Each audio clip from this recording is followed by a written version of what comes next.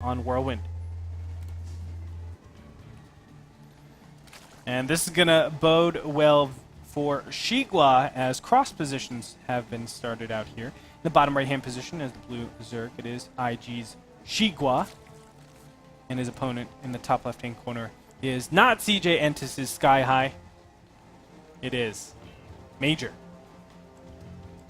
And we'll have to see what he wants to do this game. He had a lot of success with Met Game 1, but that's not kind of your standard build. I think we'll probably see him do the same kind of thing he did last game, but we'll have to see. Yeah, Command Center first is really common on this map, I think. And there's a lot of ways to punish Command Center first that I've seen. Ghost of Yuzu, you're probably like one of the only Zergs that I see punishing a lot of like blind Command Center first. And you do Baneling stuff, right? Do I? Oh no, that's Suppy. That's Suppy. That is Suppy. Yeah. I think the only way you can punish it is 6-pool. I mean, you can do kind of like a Roachling Baneling all-in, but this is more to punish 3 Command Center, not the fast Command Center. That's true. That's very true.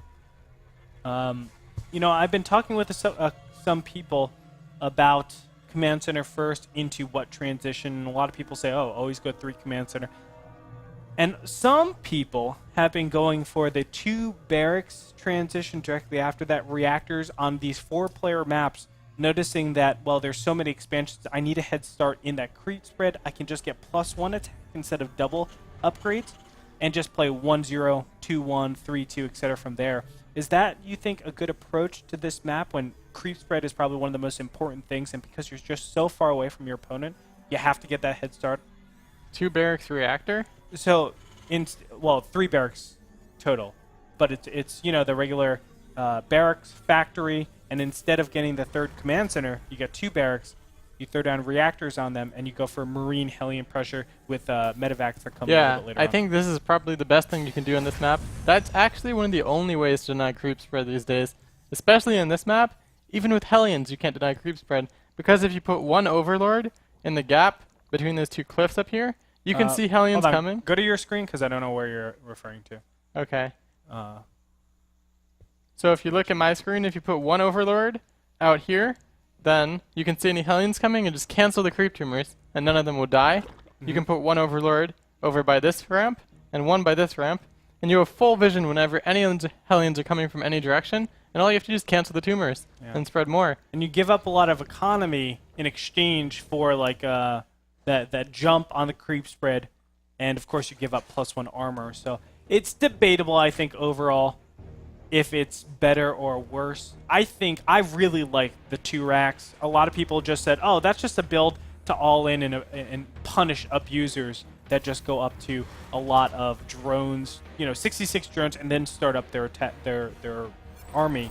And it hits at like 9-10 minutes where it could punish a lot of players. But in general, I think it's kind of transformed into a much better universal build. Yeah, I've seen Flash do that quite a bit in Pro League, actually. He's one of the players who does this the most. I think it's a nice, solid build. It doesn't give you the exact same economy as a 3 Command Center build, but still I think it makes up for that because denying creep is so important on a map like this. Yeah. Yeah, I've seen him do it a lot, actually. I've downloaded replays of him doing it on Nuke Precinct.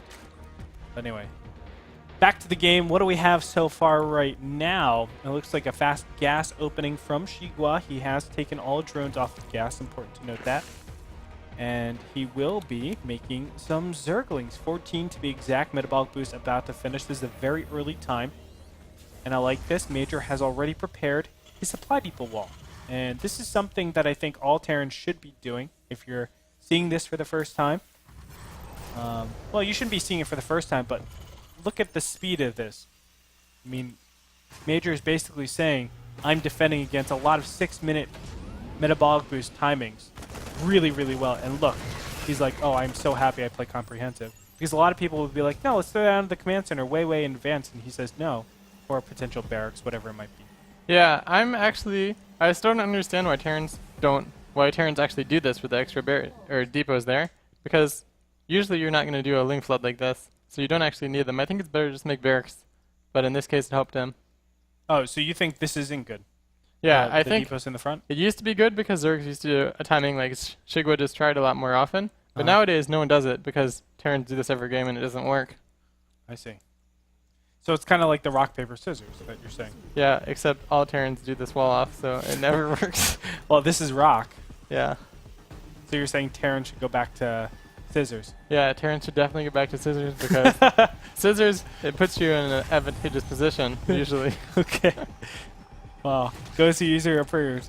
Go scissors every time. When I play rock, paper, scissors, Uh-huh. I only go rock, though, every single time. Me too. We would have a very long, drawn-out macro game. We would. A lot of draws. Anyway. Very standard play over here for Major so far.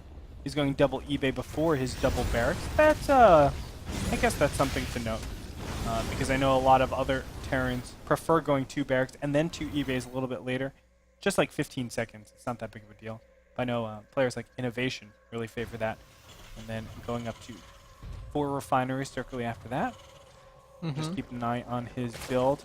The other side, we have a Baneling nest on a really cool position. I like that placement. Xigua's making a lot of Zerglings, too. Yeah. He has 22 in production. He already has about 20 or so out in the field. This is a lot. I think he's going to try some kind of Baneling Ling attack. I think so. Because look at the Zergling positioning. He is rallying them all around the units. And he had Zerglings in position to kind of say, okay, there are no units over here. And he is going around the center. So yes, there's going to be a big Zergling Baneling attack trying to attack the natural base. We'll see if there are any indicators for Major to see this coming as the Hellions are way across the other side of the map.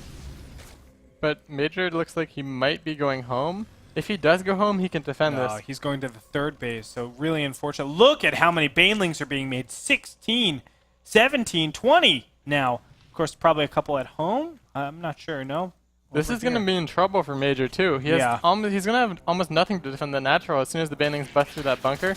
And he could lose every SCV here. Oh, man, and look at this. The supply depot wall is down. Baneling's going to waddle on up and immediately trash those Marines inside the bunkers. Marines that are just popping out are going to just recede back into the main base. Is this going to be enough, though, Ghost User? Well, it might be. He's going to kill a lot of SCVs, I think. Oh. Maybe? Whoa, wow, Major split, so good. But there's still a lot of Zerglings following up, and that was a lot of SCVs that just died there. And Major might have to tap out here. Income tap down to 30 Harvesters, so he's still looking in a salvageable position. But still 21 SCVs have died from this engagement. And, more importantly, he lost all his Hellions, and it's going to be tough to clean up this forest with no Hellions. Yeah, Banelings and Zerglings yet again popping up in here. Trying to kill the wall. Widow Mines will go off. Is it going to be enough, though? I'm not sure. Stim is initiated, and he does have 1-1, so this is going to help out a lot. SCV's getting into the fray as well, and with the +1 armor, it might be enough. Now targeting down those Banelings. The Zerglings getting cleaned up so fast, but was it worth it? But at what cost? That's what we always have to ask. 23 Harvesters to 39. He still has his 3rd base up, so Major might be able to salvage this situation. You can't forget about how 1-1 against 0-0 changes the dynamics of your mid-game pushes. And I think, honestly, Major can do a lot here if he fends off this continuation push. And what he's done that's so smart is he's kind of snuck some SCVs out to his 3rd base and started mining while this is going on. So he's still on a 2-base economy even after giving up his natural. And I don't think Xigua's figured out this yet. No, I don't think so, but serendipitously, he will pass this 3rd base and potentially take it out. As his Zerglings approach. Will he just... No, he knows the Orbital Command Center's there. Okay, yeah, he will eliminate everything that's over here. But this is slow Banelings, though, Mike. And I feel like it's not going to be enough against the Kiting Marines that just eliminate everything so fast. Can he get a good wraparound, though? That's the question. Bunker already up. Baneling Mine not going to connect with anything of value. But look at this splitting. Micro is good this game. 4 Marines going to back out there before the bunker goes down. And Major will hold an incredible hold to the Circling Baneling all in. And look at the 3rd base of Xigua. Nothing. Look at the main base and the natural. It's saturated, no lair, no evolution chambers. This is going to be a game win for Major. He's looking so good if he doesn't lose to any silly things like this Zergling Baneling attack from the right-hand side. Yeah, can't call this yet. He's moving out with a medevac drop, and he doesn't actually have that many units left to defend. Yeah. Oh my, now going in here yet again. How will Major react? He still hasn't reacted. There it is, the stim, and goes into the bunker. Widow Mines are going to not be placed. And is it going to be in time? Oh, great Baneling splash, or excuse me, great Widow Mine splash on everything there. And he will be able to maintain his bunker. On the other side, the medevac drop is going to get into probably the natural base. Once this connects, I don't know how Xigua will be able to defend this. I don't think he can defend this. He could if he brought all of his links back now. Yeah. But he's not, and he can't because he has to make this work Yes. because he has no tech, he has no lair, he has no evolution chambers. He needs the constant pressure. If there's a lull in anything, which means the Zerglings are not attacking, the Major's just going to gain an advantage more and more and more. Third base is going to be retracted back to the natural. Natural of Xigua is going to be targeted down here, down to 600 health. And it might be eliminated as Zerglings will flood back slowly but surely. But you can see the 1-1 against 0-0 making such a huge dominating difference. Yeah, and Xigua, we'll have to see how long he wants to stay in this game, I guess, because he still has no drones at his third base, he has no evolution chambers, he has no lair. I mean, he's still making Zerglings and Banelings, but at this point I think it's not going to work anymore. Yeah. He has nothing. An incredible hold. Really incredible. I mean, you can see the power of 1-1 and the double eBay. Yeah, it was just his positioning between his barracks. When Xigua pushed into his main, Xigua had a lot of Zerglings, and they all just got funneled and died without killing that force. And that's where the tipping point. And with the SCVs, I mean, everything worked out really nicely. Now trying to surround, but Major will salvage a couple of these units over here. Widow Mines in plentiful numbers. And this is going to be the swan song of Xigua as every Baneling will get cleaned up to some impressive micro. GG. Major will move on to face the winner of State and Alive. Incredible play. Incredible. Like, Crisis Man.